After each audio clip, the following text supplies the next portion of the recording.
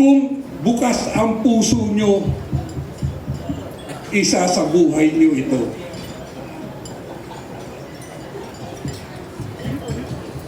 Pasensya ho kayo sa aking pananalita.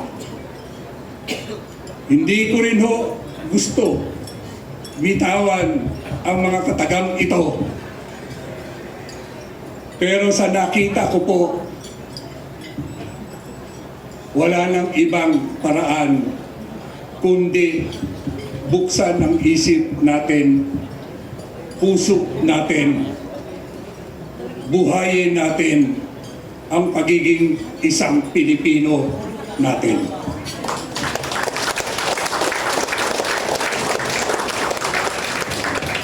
Huling pananalita ko po, gusto ko pong idamain po natin yung bayan ko.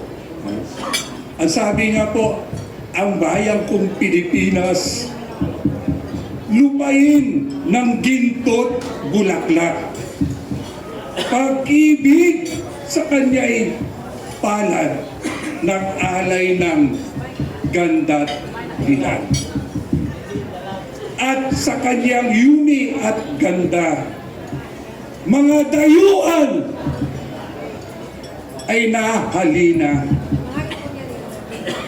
At bayan ko, binihag ka ng sadya sa dusa. Pero ito ho ang version ko ngayon sa sitwasyon natin ngayon. Bayan kong Pilipinas, lupain na may gintot bulaklak.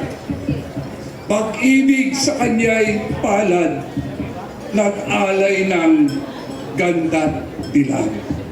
At sa kanyang yumi at ganda, Marcos ay nahalina. Bayan ko, binihag ka ng sadlak sa droga.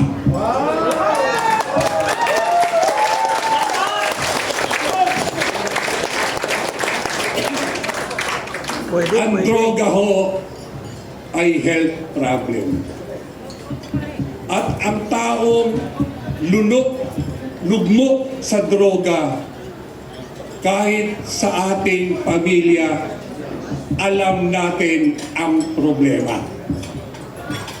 Pag may anak, membro tayo na biktima ng droga, unang-unang tinatamaan ang kamembro ng pamilya. Pag nakawang ka, lapastanganan ka, at higit sa lahat, pagbabantaan ka. Lalo na ngayon. Sa nangyayari po sa atin ngayon, hindi po ito kaisipan ng isang leader na nasa tamang kondisyon. Kaya, hindi naman lingid sa atin na ang ating inyo o presidente nila ay may problema sa droga mula pagkabata, mula nung nagbinata, mula nung tumanda. Pero tayo, mga Pilipino, mahilig tayo sa second chance. Binigyan ng pagkakataong bumangon ang isang makasalanan. Nasa Biblia po yan. Pero binigyan ka na ng pagkakataon at lalo mo pang ang katawan ng tao ay istoy isang sagrado. Sa batas ng Diyos, sa Biblia, nakalagay po diyan. Kaya habang nilalapastangan mo ang katawan mo ng bigay ng Kristo,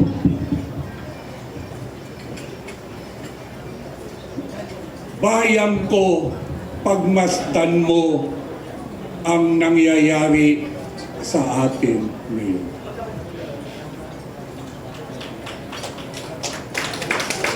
Tanong ko na lang po, papayag pa ba kayo na mananatili tayong alipin ng mga taong atin nang pinagkatiwalaan pero walang pagbabago? Papayag pa ba kayo? Hindi! O konti lang, ang busog lang, ang sumisigaw hindi. Yung nasa dulo, mukhang nag-e-excursion lang. Papayag pa ba kayo na sasamantalahin tayo? Maraming salamat po. At higit po sa lahat, uulitin ko, nasa atin ang pagbabago. Nasa puso nyo, nasa isip nyo. Iwanan na natin ang pagiging makasarili natin. Ibigay naman natin alang-alang sa ating pamilya man lang na ang pagbabago ngayon na. Ngayon na. Ngayon na. Tatapusin ko po ang aking pagsasalita sa isang panalangin.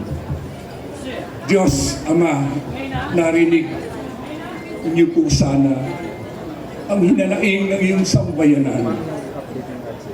Naway sa oras na ito, alam po namin nandito po kayo. Kaya Panginoon, i-bless mo po ang lugar na ito. I-bless niyo ang mga taong ginagamit niyo para sa kapwa at sa bayan ito. Ingatan niyo po sila. Sila na lang po ang pag-asa namin. Kaya nawa, Panginoon, kaawaan niyo po kami. Gusto na po namin ng kaayusan, kaginhawaan. At muli po namin mabangon ang bansang ito na binigay niyo po sa Pilipinas namin. Amen. Magandang hapon po. Sige na. Maraming salamat, Councilor Tatay Rani Ludovica. Ang ating pakatandaan, ang nagsasabi ng tapat, nagsasama ng matuwid. Ibig sabihin po, pag nagpa-prank ka, kaibigan yon. Pag pinapasakay ka, diskartidor yon. Hindi kaibigan yon. Ang ganda ng sinabi mo, Tatay Rani, ha? Ang pagbabago nagsisimula sa sarili. Lumabas na si Sergeant Gutesa, ang 18 former soldiers, si Saldico, ang mag-asawang Diskaya, pinakulong na. Naalala ko yung kwento ng kanta na yan sa Quezon Province, Barangay Santa Filomena. Ito po ay iniwan ng mga taong bayan dahil takot silang harapin ang marsyalo ni Marcos noon, ang tatay. Nag-iisang lumilipad ang langay-langayan. Bayan ko'y nasasadlak, bayan ko'y ginagahasa.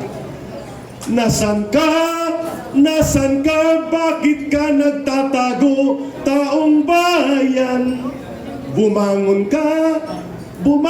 ka, taong bayan. Ibalik mo ang dangal ng iyong bayan. Ang mamamayan ang tagapaglikha ng kasaysayan, hindi politiko, hindi ang mga nag-aastang leader-leader lang. Hindi kami ang maglilikha ng kasaysayan. Tayo, kayo, kasama ang mga mamamayan. Pakinggan natin, tuloy-tuloy tayo sa mainit na talakayan, National Day of People's Forum, parangal at pagkilala kay Tatay Digong, paglulunsad ng pinakamalawak na alyansa ng mamamayan kampilan ng mamamayan, Attorney Manny Luna. Call to action, call to respond to the challenge. Magandang hapon sa aking mga kapwa Pilipino, sa aking kaibigan si Major General Alex Monteagudo, Secretary Jing Paras, ang spirit and body behind Kampilan, Governor Chavit Singson, ang aming chairman, at lahat na nandito, si Kompanyero Atty. Salvador Diputado, si Tatay Rani Ludubica, ang kaibigan ko si Cecil, at ang alyansa ng mga supporters and support organizations ni BP Inday Sara. Magandang hapon po sa inyong lahat.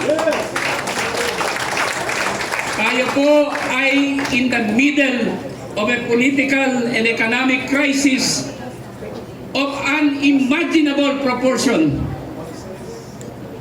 In my years as a lawyer and as an anti-corruption commissioner, I have not seen corruption at its worst, too damaging to the lives and future of Filipinos and the Republic of the Philippines as now. Sobra na, tama na, alisin na. Tayo po ang people power, and I invoke Article 2, Section 1 of our Constitution that states in part, sovereignty resides in the people and all government authority emanates from them. Wala na po tayong ibang solusyon. We are a failed state. Lahat ng ahensya ay na-compromise na ng maletagang. Ang bago nilang target na naman, ang ating pinakamamahal na Vice Presidente, Inday Sara Duterte, sa mga gawa-gawa nilang kwento at ebidensya kuno sa House Committee on Justice. Napakawalang hiya itong mga taong ito. Ayaw pa imbestiga sa mali-malitang kickbacks na umabot ng 805 billion pesos. Sinisira nila ang kredibilidad ng 18 na mga sundalo, the Brave 18, para ilihis ang issue at makatakas sila. Sa tingin nyo, makakatakas sila sa atin? Hindi tanga ang Pilipino. I challenge Malacanang and Congress. Kung kayo ay malinis at walang kasalanan, you submit yourselves to investigation. Huwag niyong linlangin ng Pilipino. Hindi kami mga tanga. Hindi kami mga illiterate. Hindi kami, sa tingin nyo, mga bata na kaya nyong linlangin by giving them ayuda o lollipop. Hindi kami papayag. We have won EDSA 1 and EDSA 2 through peaceful means. 2 presidente na po ang napatanggal natin. Eh bakit hindi mapatanggal ang pangatlo? Kung gusto natin. Kung gusto natin. I challenge Senator Lacson and the Senate Blue Ribbon Committee to give the 18 soldiers a chance to articulate their allegations ng mali-malitang kickbacks na diniliver nila sa ilang mga opisyales ng gobyerno, to include the President of the Republic of the Philippines na nasa New York ngayon. Kung kayo ay walang kasalanan, Mr. President, you should be the first one to voluntarily submit yourself to inquiry, kahit video conferencing kung ayaw nyo mag-personal presence. I challenge the senators of the Republic, hindi naman lahat sila ay naambunan. Those na isinasangkot, submit yourselves to investigation. Sa House, hindi naman lahat na mga kongresista ay sangkot o sinasangkot. submit yourselves to investigation dito sa mali-malitang kickbacks. Maawa kayo sa ating republika, sa inyong mga anak, sa ating mga apo, sa ating bayan. Sobra na po. Baksak ang ekonomiya, baksak ang piso, wala nang investor confidence, wala nang tiwala sa atin because you're trying to cover up. It's a big cover up, Mr. President. Please, as leader of this country, kung may konsensya po kayo, tell your allies in Congress to open the investigation at lahat ng isinasangkot, they should submit themselves to investigation. Nagtatag nga kayo ng ICI? Eh bakit ngayon pinipigilan ng inyong mga kaalyado ang masusing investigasyon dito sa aligasyon ng 18 soldiers? You cannot cover this up. Alam na po ng buong bansa ang nangyayari sa atin. So please, in the spirit of solidarity and transparency, please tell your people, including yourself, submit yourselves to investigation. Tayo po ang people power, tayo po ang pinakamataas na entity sa Estado ng Pilipinas. We are the body politic. Hindi po tayo basta-basta lamang linlangin ng mga kurakot. Kung ayaw nyo ng investigasyon, magbitiw kayo sa pwesto ninyo. Huwag kayong paek-ek dyan. Kinakasuhan nyo ang 18 mga sundalo. You are cowards. Kung matapang ho kayo, you face investigation at patunayan nyo sa buong bansa na kayo ay inosente. In the first place, you are presumed innocent. Filing cases against the soldiers, ordinary soldiers, wala na nga po sila sa serbisyo. Hindi ba kayo naawa sa kanila? Ano ba magiging nila dito kung magsinungaling sila? Meron ba silang nakuha dito? Except yung kanilang good faith. Dahil totoo naman po, ginamit sila ni Saldico sa pag-deliver ng mali-malitang cash sa ilang opisyales.